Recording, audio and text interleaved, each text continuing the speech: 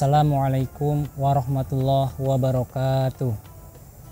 Alhamdulillahirabbil alamin wa bihi nasta'inu ala umurid dunya waddin. Assalatu wassalamu ala asrafil anbiya'i wal mursalin sayyidina wa maulana Muhammadin wa ala alihi wa sahbihi ajma'in. Rabbi shrah li sadri wa yassir li amri wahlul 'uqdatam min lisani yafqahu qawli, amma ba'd. Rekan-rekan penebar pedas yang dirahmati Allah, marilah pertama-tama kita senantiasa mengikhlaskan diri kita untuk senantiasa mengucapkan rasa syukur atas berbagai nikmat dan karunia yang tidak henti-hentinya Allah berikan kepada kehidupan kita ini. Kita dapat melaksanakan berbagai aktivitas insya Allah tanpa ada halangan suatu apapun. Sholawat dan salam semoga senantiasa tercurahkan kepada junjungan kita Nabiullah Muhammad Sallallahu Alaihi Wasallam yang senantiasa kita nantikan syafaatnya kelak di yaumul akhir nanti. Rekan-rekan penebar pedas yang dirahmati Allah, pada kesempatan yang berbahagia ini kita semuanya telah sampai di penghujung bulan suci Ramadan. Sebagian di antara kita tentu merasa bahagia karena sudah hampir 1 bulan kita telah menunaikan kewajiban kita untuk menjalankan ibadah puasa. Namun sebagian di antara kita juga mungkin ada yang merasa kehilangan atau bersedih ketika telah ditinggalkan oleh bulan Ramadan. Kita tahu bahwasanya amal ibadah kita di bulan Ramadan oleh Allah Subhanahu wa taala dilipat gandakan semuanya. Semua bernilai pahala di bulan ini. Maka ketika Ramadan telah pergi, maka kadang muncul rasa kesedihan itu di dalam diri kita sendiri.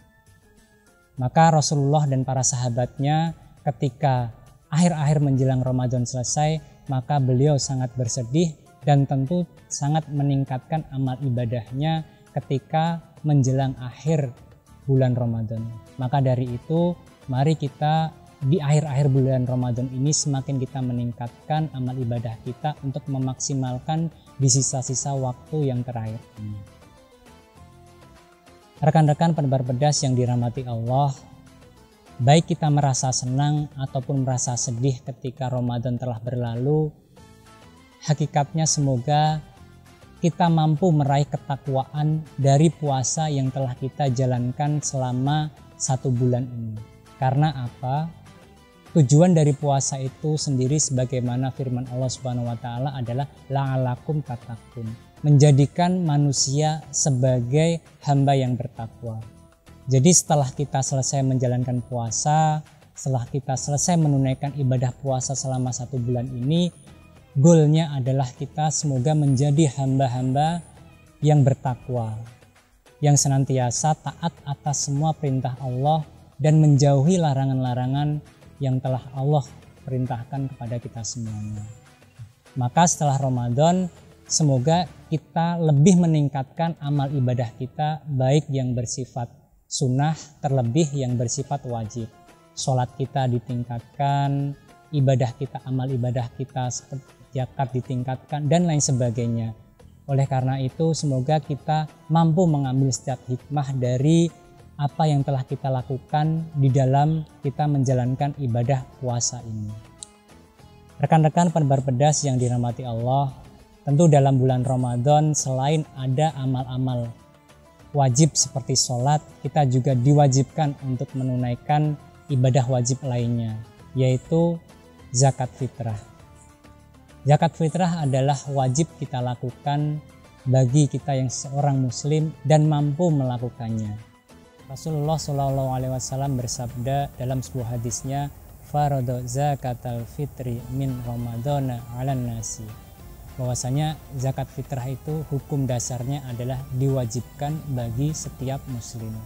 Dan ini dipertegas kembali dalam ayat Al-Qur'an yang Allah Subhanahu wa taala berfirman, A'udzubillahi minasyaitonirrajim. Bismillahirrahmanirrahim. Wa aqimus sholata wa atuz zakata wa ati'ur rasula la'allakum turhamun.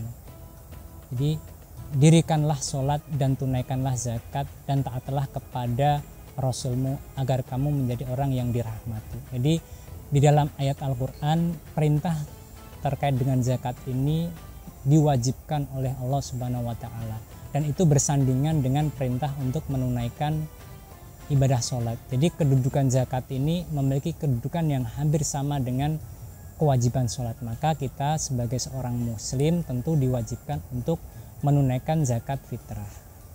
Nah, lalu pertanyaannya, kapan pelaksanaan zakat fitrah itu ditunaikan oleh kita? Para ulama menyampaikan bahwasanya zakat fitrah itu dilakukan di awal bulan Ramadan, di pertengahan atau di akhir bulan Ramadan, bisa semuanya. Namun ketika kita menunaikannya setelah sholat Id, maka itu tidak dihitung sebagai zakat fitrah, itu dihitung sebagai sedekah. Maka dari itu, mumpung masih ada waktu, kalau sudah ada rezeki, nah kita segeralah untuk menunaikan zakat fitrah itu sendiri. Kemudian berapa ukuran dari zakat fitrah yang kita keluarkan? Kalau dalam konteks Indonesia itu kurang lebih 2,7 kg beras atau makanan pokok. Nah itulah yang menjadi standar di kita di Indonesia, ya kurang lebih 2,5 sampai 3 kilo, atau para ulama biasanya mengambil sekitar 2,7 kg. Nah itu. Apakah zakat fitrah itu boleh dalam berwujud uang? Nah, menurut beberapa ulama boleh diwujudkan dengan uang setara dengan nilai dari besaran berapa kilo zakat fitrah yang kita keluarkan. Nah, itu adalah beberapa hal berkaitan dengan zakat fitrah itu sendiri. Nah, lalu siapa yang wajib di zakat fitrah? Nah, di dalam sebuah hadis Rasulullah menyampaikan yang wajib di zakat fitrah adalah laki-laki, perempuan, orang dewasa maupun anak-anak. Jadi di situ anak-anak pun memiliki kewajiban untuk dikeluarkan zakatnya. Nah, anak-anak di sini itu termasuk dari bayi. Jadi ketika kita memiliki bayi yang baru lahir, nah itu juga wajib kita keluarkan zakat fitrahnya. Nah, ketika kita mengeluarkan zakat fitrah, itu tentu Islam memiliki tujuan kenapa kita diperintahkan untuk mengeluarkan zakatul fitrah. Nah, Imam Al-Ghazali menyampaikan bahwasanya ada 3 tujuan kenapa kita diperintahkan untuk menunaikan zakat. 3 hikmah. Hikmah yang pertama adalah sebagai wujud totalitas kita kepada Allah Subhanahu wa taala. Karena apa? Karena pengorbanan kita selama bulan Ramadan itu adalah ibadah badaniyah, dengan kita menjalankan puasa, menjalankan Ramadan. Nah, ibadah zakat fitrah ini adalah sifatnya adalah sesuatu ibadah yang bersifatnya materi. Jadi kita diperintahkan untuk kita taat kepada Allah tidak hanya dalam jasadiah kita saja, namun totalitas terhadap materi yang kita memiliki. Nah, zakat fitrah ini dengan kita mengeluarkan zakat, mengeluarkan sesuatu milik kita, ini menjadi sebuah wujud ketakwaan kita kepada Allah Subhanahu wa taala, baik dengan badan kita, dengan ibadah kita, maupun dengan kita mengeluarkan harta untuk kita zakat fitrah.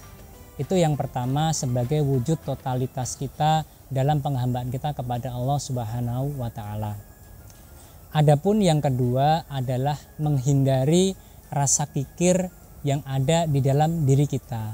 Nah, jadi kadang kita sebagai manusia itu memiliki sifat kikir ataupun kurang mau untuk mengeluarkan harta benda kita untuk beramal soleh. Maka dengan kita dipaksa untuk mengeluarkan zakat fitrah, maka itu akan perlahan-lahan mendorong dan membiasakan diri kita untuk menghindari sifat-sifat kikir itu. Jadi dengan adanya zakat fitrah ini adalah untuk sebagai upaya kita untuk menghindari sifat kikir yang ada di dalam diri kita.